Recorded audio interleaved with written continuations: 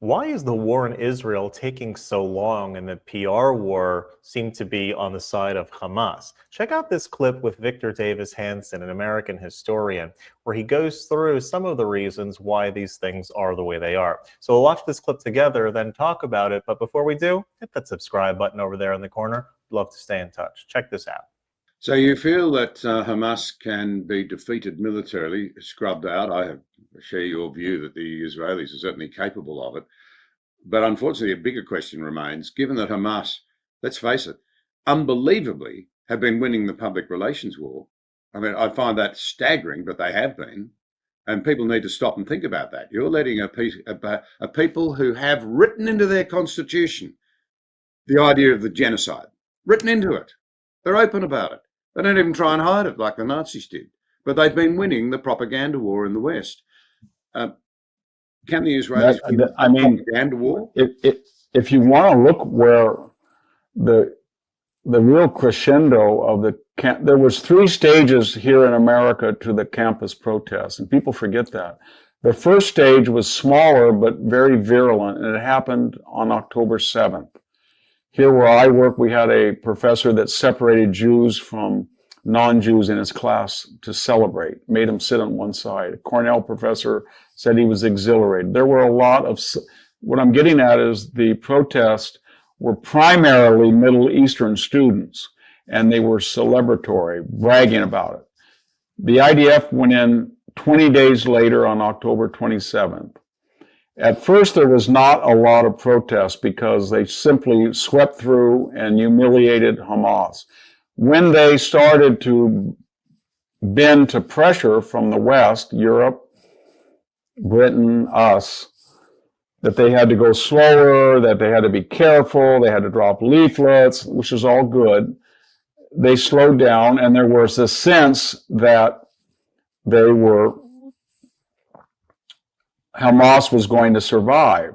When they stopped, when the Biden administration told Netanyahu to stop, then that fueled the fire because these people felt that they were successful. And they said, everybody's listening to us. And more people who had no ideology at all and were completely ignorant, mostly American students, they rushed out and said, this is like our parents told us. It's working. We're taking over the campus. But had Joe Biden said, in mid-October, the IDF did not start this war. They avoid fewer casualties than we did in Mosul and Fallujah. For Israel to survive, they have to destroy Hamas. Hamas, give up the architects of the massacre, give back the hostages, or I can't guarantee what Israel will do.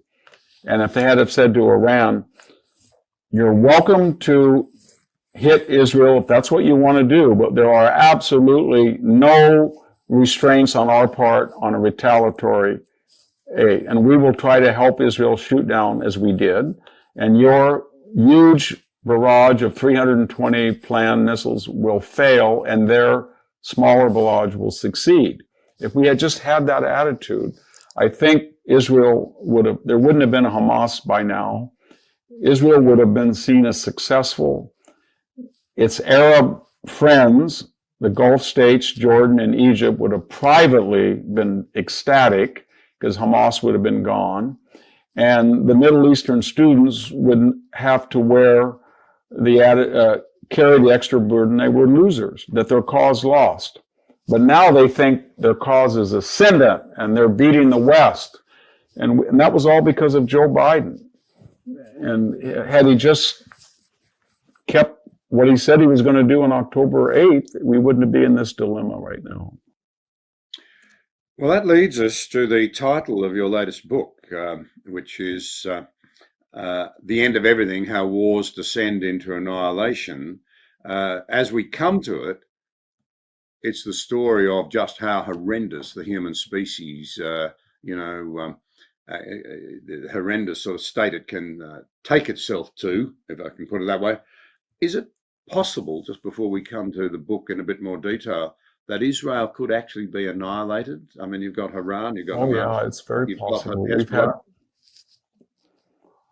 20 years ago, Mr. Rafsanjani purportedly said that Israel was a one-bomb state, and then subsequent Iranian leaders have said they like the idea of a Jewish state as a home for the observant Jews in the world, and the idea that half the Jews who are actually Jewish in the sense that they're observant Jews are now in one place, and that made their extinction easier with a nuclear weapon.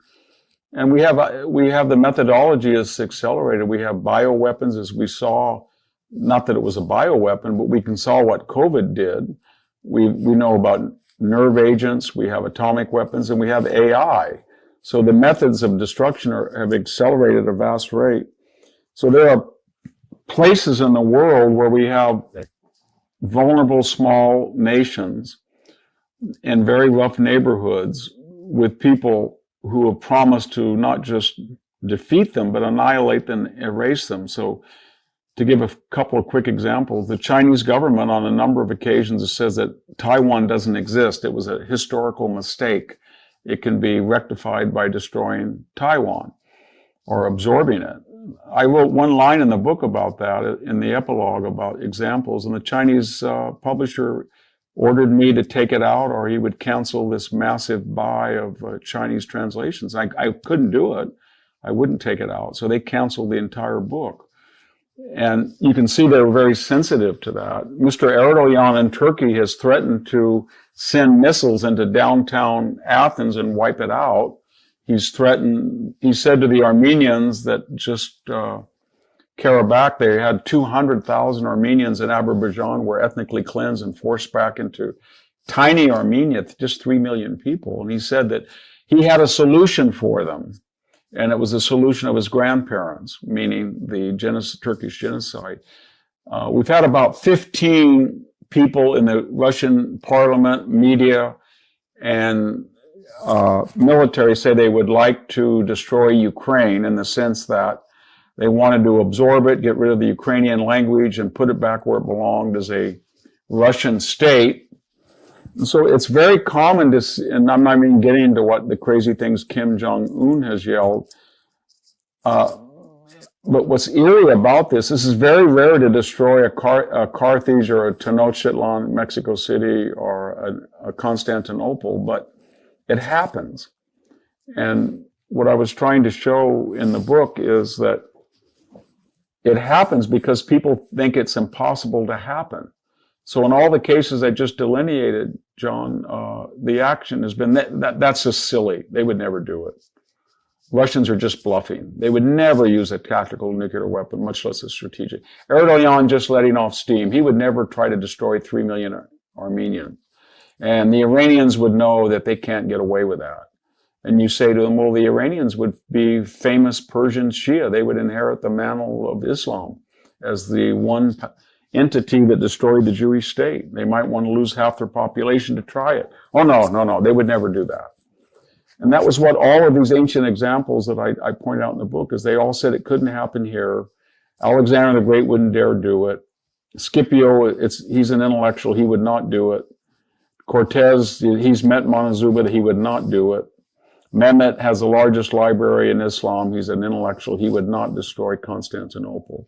Or they said, we can count on the Genovese fleet, it'll be in the Dardanelles very quickly, it'll save us at the last moment, or a Macedonian army will come to the rear of the Roman besiegers at Carthage, or the Athenians, the Spartans, they'll come and help us defeat Alexander. It never happened. And so, yeah, I think that there's a template or a paradigm when I looked at this that shows you that countries that think that there's preeminent because they were, and they're not honest about decline. They don't take a dispassionate inventory of their defenses and resources vis-a-vis their attacker, but they live on past dreams. We're the great Byzantine Empire of 20 million people, or we're ancient Thebes, the home of Oedipus and Antigone, or we're Carthage, where Hannibal was at the gates of Rome almost, or we're Mexico City that has an empire of 4 million. That doesn't matter. It doesn't matter that we won World War I or we won World War II or we created the post-war order. All that matters right now is how many assets, financial, cultural, political, and especially military do you have, and can you deter an enemy? And if you can't, You got to be very careful. We do have to be very careful, and we also have to be careful, as he mentioned earlier in this discussion, that had it not been for certain obstructions from the West, Israel would have finished the job very quickly. Hamas would have been destroyed. All of the protests around the country and around the West would have been shut down very quickly, and we'd be long past this. But because there was lots of delays and back and forth and playing politics, it has dragged on for so long, and Israel is losing the PR war because of that. And so, God willing, it should be over soon. And as he mentions, that no place in the world really is ultimately safe. And we all say that it couldn't happen here, nothing can happen here. We need to slow down and say, anything can happen anywhere, and just to thank God every day that we have what we have. We ask that God continue to bless the United States, bless Israel, bless civilization at large, that we be safe from destruction, war, and terror. If you like this content overall, hit that subscribe button over there in the corner. We'd love to stay in touch. Take care.